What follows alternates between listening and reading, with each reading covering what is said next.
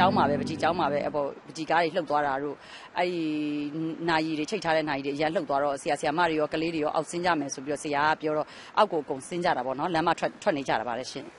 အဲ့လိုစပွဲကုံတွေအရန်လှုပ်တော့အရန်မူးသွားတာပေါ့နော်ခါအရန်ပြီးမူးသွားတဲ့အထိကိုဖြစ်သွားတာပေါ့နော်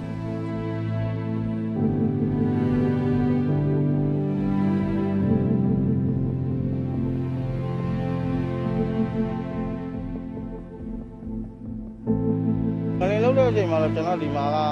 ဒီကလုံလုံဝင်လာဆိုတော့ဒီကဆိုင်ဖက်လေမှာလိုက်ကြည့်နေတဲ့အချိန်ပေါ့နော်လိုက်ကြည့်နေတဲ့အချိန်မှာတိတိကျကျပဲဗျကျွန်တော်ဒါဘဝမှာပထမဆုံးပေါ့တော်တော်ပြင်းပြင်းထန်ထန်လေးပဲလှုပ်သွားတာတော့